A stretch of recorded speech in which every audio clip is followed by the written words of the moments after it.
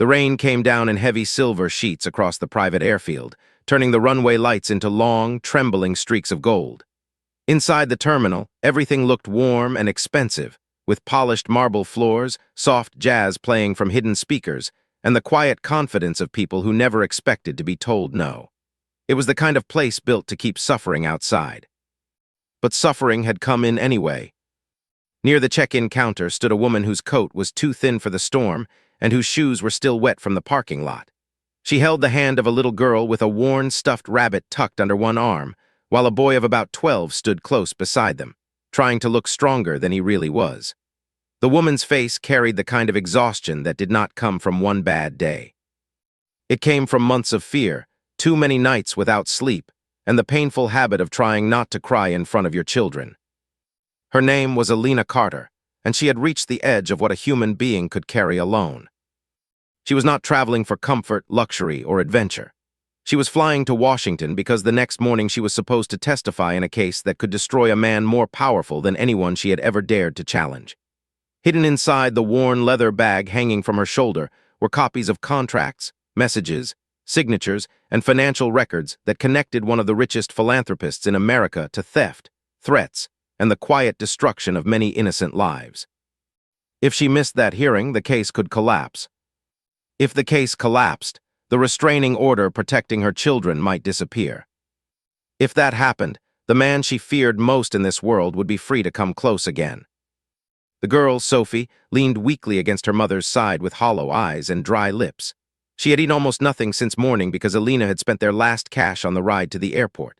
Her son, Noah, had a low fever and the pale stillness of a child trying not to complain because he knew his mother was already carrying too much. They were not just tired. They were running on fear, pride, and whatever strength comes when a mother tells herself she can fall apart later. The gate agent, a young woman with kind eyes, lowered her voice as she checked the manifest again. The storm had canceled nearly every commercial route out of the city, and the only aircraft still preparing for departure was a private charter heading east. One seat had opened because a passenger had not arrived. Alina had begged to pay later, begged to sign anything, begged for a chance. The agent wanted to help, but the jet's remaining passengers were not the kind of people who believed that desperation deserved a seat beside wealth. Then a voice from behind them cut through the lounge with polished contempt. It was the kind of voice trained by decades of control, a voice that never had to rise to make people uncomfortable. Several heads turned instantly because everyone in that room knew who it belonged to. Graham Voss stood near the private bar in a tailored dark coat, holding a glass of sparkling water and wearing the bored expression of a man inconvenienced by other people's existence. To the public, Graham Voss was a national treasure. He donated hospitals, spoke at veterans' charities, funded scholarships, and appeared in glossy magazines under headlines about generosity, leadership, and moral courage. Older Americans admired him because he looked like old money with modern manners. He smiled beside grieving families, shook hands with retired soldiers, and spoke softly about values, discipline, and community. He had spent 20 years building the face of a savior. But Alina knew another man. She knew the man behind the smile, the one who buried evidence, threatened employees, and used his foundations to move money that never reached the children or widows whose names appeared on the brochures. She knew the coldness in his eyes when cameras were gone. She knew what happened to people who tried to speak. That was why her hands shook the moment she heard him. Voss looked at Alina and her children as if he were examining a stain on white fabric. His expression tightened with annoyance, not curiosity, and in that instant the room understood exactly what he thought of them. He did not shout. He did not need to. His cruelty was quieter than that and somehow more humiliating because it came dressed in composure. He asked the gate agent whether private charters had now become shelters for emotional drama and hungry children. The room froze.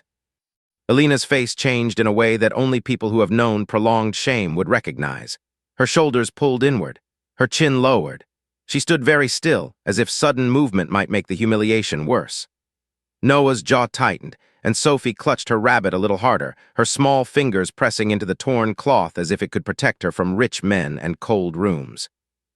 Alina tried to explain that she had legal papers to deliver and a federal hearing in the morning, but even saying the words seemed to cost her something. She did not want these people to know her pain. She did not want to stand in front of polished strangers and admit that she had no other way out. Yet she did, because when children are involved, pride becomes a luxury a parent cannot afford. Voss listened with a face made of stone and boredom. Then, with the casual power of a man used to moving people aside, he told the staff that if there was no room for comfort, then someone else could be removed. He said the aircraft existed for paying travelers, not legal melodrama, and he let the insult hang there in public so every witness could participate in the woman's humiliation without ever lifting a finger. The little girl began to cry very softly. It was not loud crying. It was the tired, defeated crying of a child whose body no longer has energy for a proper breakdown. That sound traveled across the lounge more powerfully than any shout could have done. A few people looked away. A few looked embarrassed, but no one stepped forward. No one except the man sitting quietly by the window. He wore a weathered black jacket, dark jeans, and scuffed boots still carrying a trace of rain. His hair was slightly damp at the edges, and his beard was touched with silver in the warm terminal light. There was nothing flashy about him. No bodyguard hovered near his shoulder. No expensive watch flashed at his wrist. He looked like the kind of man older viewers might mistake for a thoughtful contractor, or maybe a musician between long drives. But when he stood, something changed in the room. Not because he demanded attention. Because he did not. Keanu Reeves moved with the unhurried calm of a man who never needed to prove he mattered. He took in the whole scene before saying a word, his eyes going first not to the billionaire, not to the staff, but to the children. He saw the pale face of the little girl, the rigid posture of the boy, the shame pressed into the mother's shoulders. And in his expression there appeared that familiar sadness many people had seen in photographs of him over the years, the sadness of someone who understands pain without needing an explanation. He walked toward the counter and stopped beside Elena, as though it were the most natural thing in the world. Then, in a voice so gentle it almost made the cruelty around it louder, he asked the gate agent whether the children had eaten yet. For a second, nobody breathed. The question landed with stunning force because it was so simple. Not who are they, not what happened, not whether they belonged there, just whether they had eaten. It was the kind of question that instantly divided the room between those who still had a heart and those who only knew status. Elena tried to answer, but emotion caught in her throat. Noah looked at the floor. Sophie rubbed at her eyes with the back of her hand. The silence was answer enough. Keanu nodded once, then turned to the staff and quietly asked for food, tea, and blankets, not as a favor but with the calm certainty of a decent man expecting decency from others. He pulled out a chair for Elena and crouched to Sophie's level, speaking to her with the same respect he might have used with any adult. He asked her rabbit's name, and when she whispered that his name was Captain, Keanu smiled with such warmth that something in the room softened all at once. Graham Voss did not like it. Cruel men rarely do, when compassion interrupts the script they wrote for someone weaker. He gave a thin smile and said he had no idea the actor was interested in charity theater tonight. The remark was intended to wound, to turn kindness into vanity, but Keanu did not bite. He simply looked at the billionaire with quiet eyes and said that hungry children did not look like theater to him. The air changed. It changed in the way it does before a storm truly breaks. Voss had spent his whole life surrounded by people who laughed too quickly at his jokes and flinched too easily at his displeasure. He was not used to calm resistance. He was certainly not used to a beloved public figure refusing to be intimidated in front of witnesses. He straightened his coat, smiled for the room, and tried again, suggesting that sentiment was admirable until it interfered with other people's plans. But by then, the audience inside the lounge had started to shift. Once shame is interrupted, people begin to see more clearly. A retired Marine colonel seated near the fireplace put down his newspaper and watched with narrowed eyes. An older woman in a red scarf, who had until then remained politely silent, took one look at Sophie's trembling shoulders and walked over with packets of crackers from her handbag. A flight attendant brought hot soup, while another placed a folded blanket around Noah's shoulders. It was as if Keanu's quiet presence gave everyone else permission to remember their humanity. That was the first crack in Graham Voss's control. The second came when Elena finally looked up and recognized him fully. She had seen him before in court corridors, financial reports, and charity galas where men like Voss smiled for cameras while women like her cleaned up the damage afterward. 2 years earlier, Alina had worked as a compliance accountant for one of his foundations. She had believed in the mission at first. She had thought she was helping veterans' families, children's hospitals, and shelters for abused women. Then she started noticing numbers that did not add up, payments rerouted through shell vendors, and grants publicly announced but never privately delivered. When she asked questions, the tone around her changed. When she kept asking, the threats began. Her husband, Daniel, had been a decorated army medic who trusted institutions more than Alina did. He urged caution, but he also believed truth mattered. He helped her copy files and store evidence. Then one winter night, after weeks of harassment and legal pressure, Daniel died in what police called an accidental highway collision. Alina had never fully believed that story. She had no proof, only instincts, strange calls, and the cold certainty that fear was now part of her children's inheritance. She had spent the next year moving between temporary rentals, church basements, borrowed rooms, and the homes of kind people who believed her before judges did. She learned how expensive honesty becomes when powerful men decide to make an example out of you. She learned how children stop asking for things when they see panic in a mother's eyes. She learned how loneliness can feel physical. And now Graham Voss was on the same plane. When Keanu gently asked whether she knew the man, Alina said yes, and that one word carried more terror than a speech. Keanu did not press her in front of everyone. He asked if she felt safe, and she answered with a silence that told him everything. He nodded again, his face growing still in a way that made him look less like an actor and more like a guardian who had quietly chosen his side. At that exact moment, a mechanic entered the lounge and informed the staff that the jet would be delayed on the tarmac due to a maintenance alert. It might take 40 minutes. It might take longer. Groans moved through the room, but Keanu's eyes flickered briefly toward the rain-blurred runway as if fate itself had leaned down to buy time. 40 minutes can change a life when the right person decides to pay attention.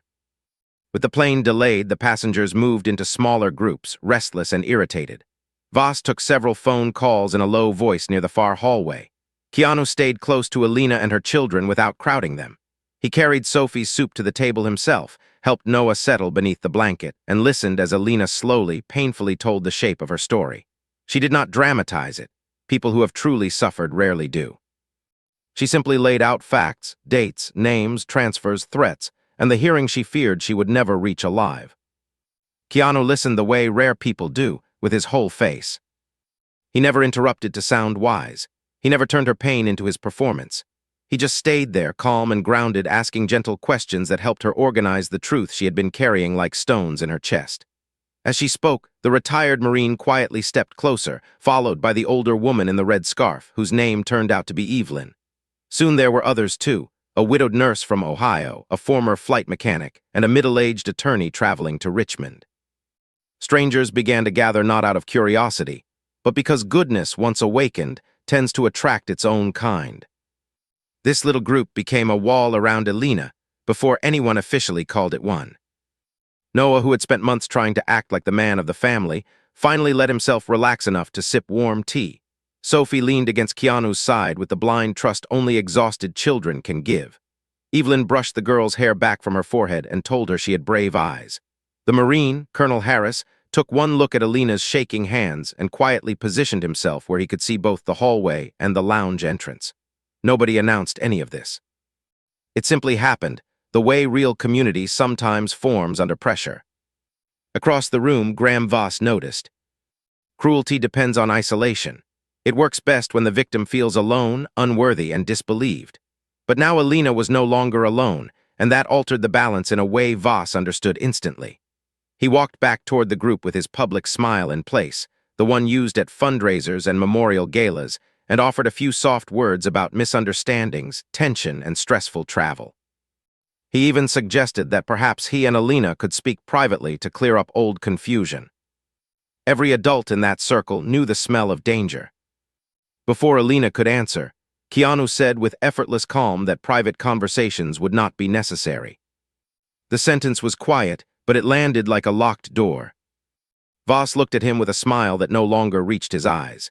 He commented that movie stars often confused publicity with wisdom, and perhaps this matter belonged to professionals. Keanu did not react to the insult. Instead, he asked whether the billionaire would like the attorney standing nearby to join any further conversation. The attorney, a no-nonsense woman named Linda Rowe, straightened from her chair and introduced herself with enough precision to make Voss's expression harden. For the first time that night, the billionaire stepped back. Then came the first real reveal. Noah, still wrapped in the blanket, looked up at his mother and quietly said he had something she forgot. From the pocket of his backpack, he pulled a small old phone wrapped in a sandwich bag for protection from rain. Alina stared at it in shock. Daniel had hidden backup files on that device before his death. She had thought it was lost months ago. Noah admitted he had kept it hidden because he was afraid that if bad men found it, they would hurt them again. The boy's hands shook as he passed it over. The entire room seemed to hold its breath. Linda, the attorney, examined the phone while Alina explained what might be inside. If it still worked, it could contain time-stamped backups of internal messages, accounting snapshots, and voice notes Daniel had recorded when he started fearing for their safety. Voss's face changed with terrifying speed. His polished patience disappeared for half a second, replaced by naked calculation. Anyone watching closely saw it. That was when Keanu understood the danger had just become immediate. He asked the gate agent to call airport security, not dramatically, not loudly, but with the steady clarity of a man who knew the difference between discomfort and real threat. Colonel Harris stepped even closer. The former mechanic casually moved near the hallway. Evelyn kept Sophie occupied by telling her a story about brave girls and stubborn rabbits. The makeshift community tightened around Alina without anyone needing to say why. Graham Voss then made a mistake rich men often make when they feel power slipping. He got angry in public. Not screaming, not yet, but sharp enough that his mask cracked. He said Alina was unstable, that she had stolen company material, that she was exploiting dead family tragedy for legal extortion. The accusations came too quickly, too smoothly, like lines he had rehearsed. Instead of protecting his image, he exposed his desperation. Several passengers who had once admired him now stared with the slow, dawning horror of people realizing they had trusted the wrong face. Alina looked as though she might collapse under the weight of hearing her husband's memory twisted like that. Then Keanu did something small and unforgettable. He reached over, took the cup from her trembling hand before it spilled, and said softly that she did not have to prove her humanity to cruel people. He said truth often arrives looking exhausted, hungry, and frightened, but that did not make it less true. The words were not theatrical. They were spoken like something learned through real grief, and because of that, they carried unusual power. Alina began to cry. Not polite tears. Not quiet tears. Months of held breath finally broke inside her, and the sight of a mother trying not to fall apart in front of her children moved even the coldest witnesses in that lounge. Sophie began crying too, wrapping her small arms around Alina's waist. Noah pressed his forehead against his mother's shoulder, his own body shaking now that he no longer had to be the strongest person in the room. Keanu did not rush them. He simply stood near enough that they knew they would not be left undefended. Airport security arrived within minutes, but Voss was ready. Men like him always are. He had lawyers on speed dial, senior officials willing to answer late-night calls, and the smooth confidence of someone who had escaped consequences many times before. He told security this was a personal dispute being dramatized by a celebrity, and he seemed almost amused by the suggestion that anyone would take a frightened widow over a nationally respected donor. For one dangerous moment, it looked like he might be right. Then the second reveal came. Linda managed to power the phone using a portable charger from another passenger. The screen flickered weakly to life, and with it appeared a chain of archived voice memos. Daniel's name was on several files. Alina's hand flew to her mouth. Linda played one through an earpiece first, then looked up with a face drained of color. She asked security to call the Federal Liaison Desk immediately. The room seemed to shrink around those words. A portion of one memo was then played aloud. Daniel's voice, strained and low, described internal diversions from a veterans' housing project into shell companies connected to Graham Voss's private holdings. He mentioned threats, surveillance, and fear that if anything happened to him, Alina should take the files to federal prosecutors. There was no dramatic music, no cinematic camera, no perfect final statement. Just the voice of a decent man trying to protect his family while he still could. That was the moment Graham Voss stopped looking rich and started looking hunted. He demanded the recording be shut off and claimed it was fabricated. He spoke faster now, his control fraying invisible strands. The public mask was slipping badly, and he knew it. He had spent years investing in appearances because appearances were often enough. But appearances collapse quickly when truth speaks in the voice of a dead husband. Outside, thunder rolled over the runway. Inside, the atmosphere turned electric. More passengers began speaking up. One older gentleman recognized a vendor name from the recording because his late brother's veterans nonprofit had once been promised funding by Voss and never received it. A woman near the coffee station said her church shelter had appeared in a Voss Foundation annual report despite receiving nothing but a photo visit. The former mechanic muttered that he had seen this pattern before with men who used good causes as costumes. Suddenly, Alina's story was no longer an isolated accusation. It was part of a larger shape. And people were starting to see it. Keanu remained calm through all of it, but there was steel in him now. He asked security to ensure Alina and the children were moved somewhere safe until federal staff arrived. When Voss objected, saying everyone needed to board immediately, Keanu looked at him with a sadness so deep it was almost harder to withstand than anger. He said that anyone trying to rush a frightened family into silence had already explained themselves. That line would have been quoted for months if there had been cameras. But what made it powerful was that there weren't. There were only witnesses. The jet was delayed again, this time indefinitely, because the crew had received instructions from airport operations not to depart until additional inquiries were completed. The rich passengers who had once feared inconvenience now found themselves seated inside a moral reckoning. Some were irritated, but many were no longer thinking about schedules. They were thinking about all the times they had watched powerful men speak warmly about charity and never once wondered where the money really went. In a quieter lounge upstairs, Alina and the children were escorted to a more private room by security and 2 female staff members. Keanu went with them. So did Evelyn, Linda, and Colonel Harris. What had begun as a random group of strangers now felt like the beginning of a chosen family, the sort that forms not through blood, but through the decision to stand between danger and the vulnerable.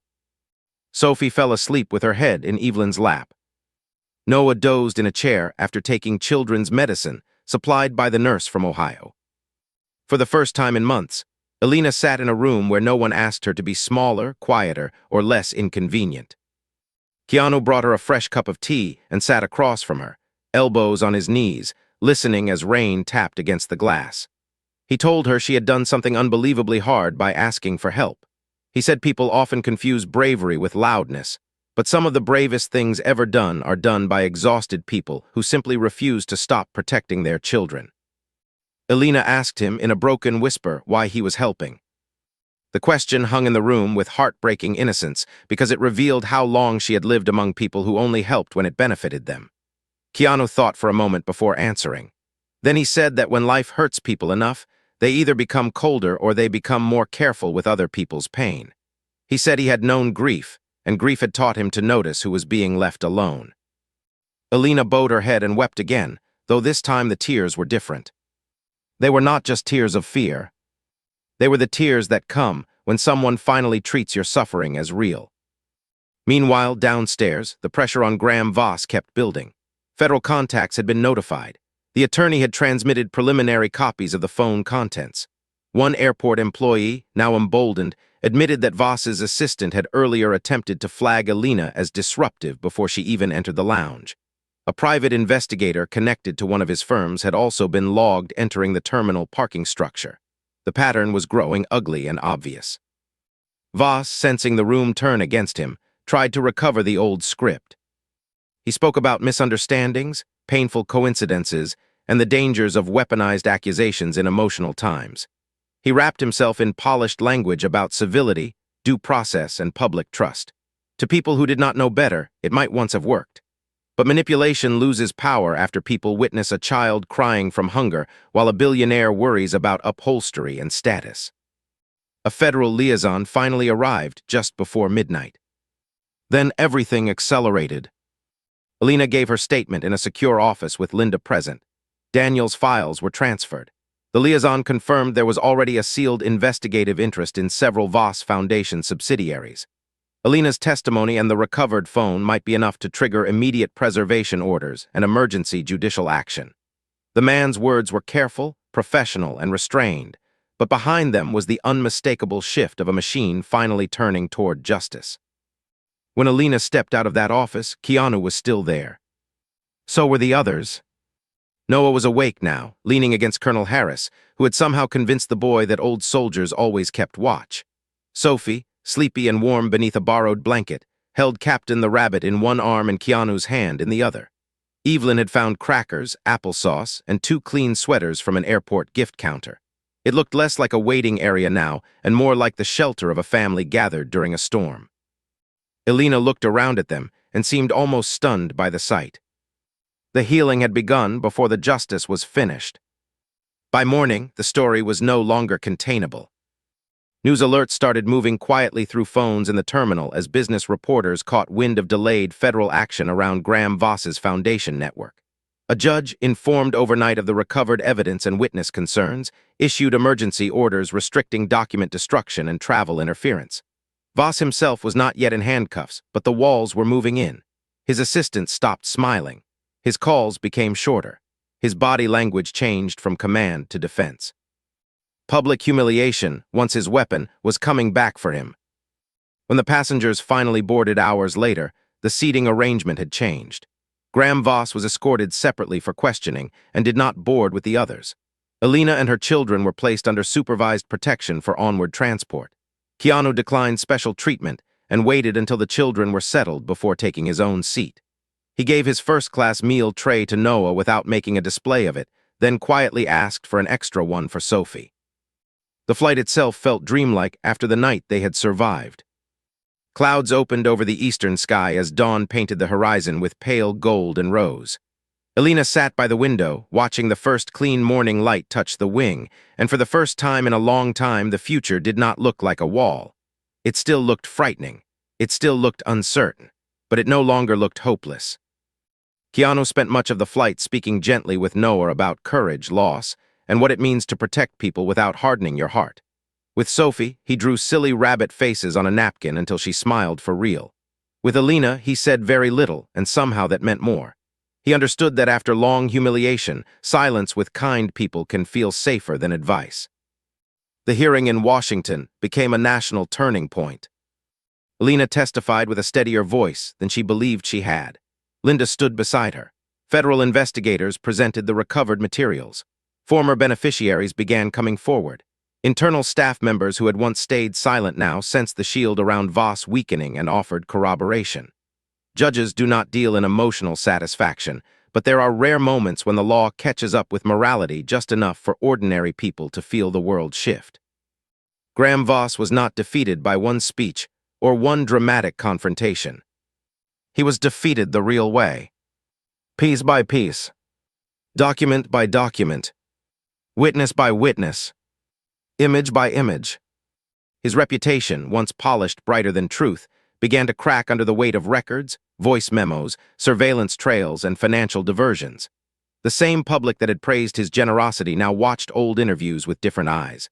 Older Americans who had mailed checks to his causes felt sick with betrayal.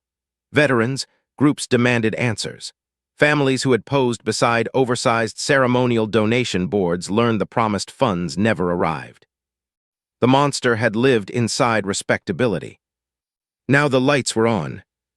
Weeks later, Graham Voss was indicted on multiple financial and obstruction-related counts, and investigations expanded into affiliated entities. His foundation offices were searched. His smiling magazine covers became symbols of deception. The man who had mocked a hungry child in an airport lounge was finally being described in public by the things he had actually done rather than the image he had purchased. For Alina, justice was not sudden happiness. It was quieter than that. It was a new apartment secured through witness support and community fundraising. It was Noah sleeping through the night without waking at hallway sounds. It was Sophie eating a full breakfast and asking for crayons. It was the absence of fear in ordinary moments. It was a mailbox that no longer felt dangerous. It was being able to buy milk without checking over her shoulder. And Keanu did not disappear after the dramatic night was over. He helped without turning help into content. He connected Alina with legal support, private donors who wanted no publicity, and a trauma counselor known for helping children exposed to prolonged stress. He visited once quietly, bringing books, groceries, and a second stuffed rabbit for Sophie so Captain would have a friend. He spent an afternoon throwing a ball with Noah in a small park while the boy slowly relearned what safety felt like in his body. No cameras came. That was the point. In time, others joined the circle too. Colonel Harris brought Noah to community veterans' breakfasts where older men taught him woodworking and patient strength. Evelyn became the kind of honorary grandmother every broken family prays for, showing up with casseroles, knitted scarves, and the fierce tenderness of a woman who had buried enough pain in her own life to recognize it instantly in others. Linda checked on Alina even after the legal need had passed. The nurse from Ohio mailed Sophie a handmade quilt with rabbits stitched along the border. A safe community had formed from one terrible night. That is how healing often begins. Not with a miracle. With people. Months later, Alina was invited to speak at a small gathering for women rebuilding after abuse, intimidation, and financial control. She stood at a wooden podium in a modest hall, hands still shaking a little, but this time from emotion rather than fear. Keanu sat in the back in simple clothes, almost unnoticed except by those who really looked. Evelyn and Colonel Harris were there too. Noah sat straight and proud. Sophie held both rabbits in her lap. Alina told the room that for a long time she had believed asking for help meant failure.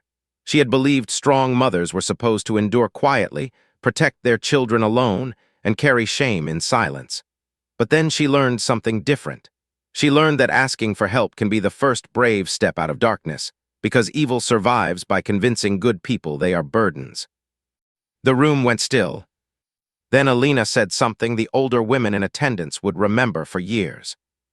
She said that sometimes God or fate or sheer mercy places a kind person in the room at the exact moment a cruel person thinks they have won. And when that happens, everything can change.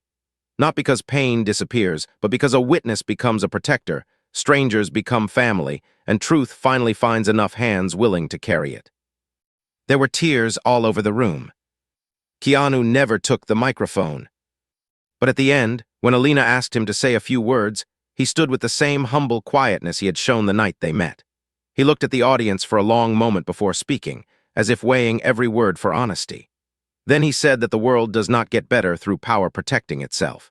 It gets better when power chooses to kneel beside the frightened, feed the hungry, and stand still long enough to hear the truth from people everyone else ignores. He said kindness is not weakness. He said gentleness is not surrender. He said some of the strongest people he had ever seen were tired mothers, grieving children, old veterans, and ordinary women who kept showing up for one another after life had given them every reason not to. Then he looked toward Noah and Sophie. He said that no child should ever learn from the world that money matters more than hunger, or that status matters more than safety. He said when a child is frightened, every decent adult in the room has a choice to make. Look away or step closer. And history, he said softly, is shaped more by those moments than most people realize.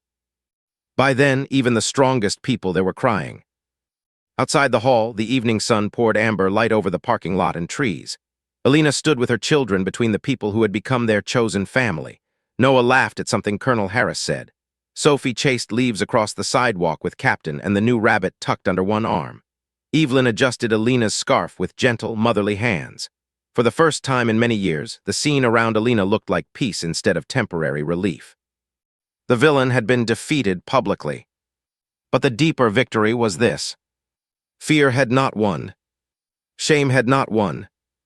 Isolation had not won. A hungry child had been seen. A grieving mother had been believed. A dead husband's truth had not stayed buried. And one calm, humble man with kind eyes had chosen not to walk past suffering when it would have been easier to stay silent. That is why the story endured. Not because it was about fame. Not because it was about wealth. But because it reminded people of something they desperately want to believe is still possible in this world. That goodness can appear in ordinary clothes. That real strength can sound soft. That powerful people should protect, not prey. That chosen family can rise from strangers in a storm. That evil, no matter how polished, eventually exposes itself when enough decent people refuse to look away. And if you ever find yourself at the lowest point of your life, standing in some cold public place with your pride shattered, and your heart almost gone, remember this. The worst person in the room is not always the one who wins. Sometimes the story changes, because one person notices your pain. Sometimes justice begins with a warm meal, a steady voice, and someone asking the question nobody else thought to ask. Have the children eaten? And sometimes, if heaven is kind, that question is enough to begin bringing a broken life back home.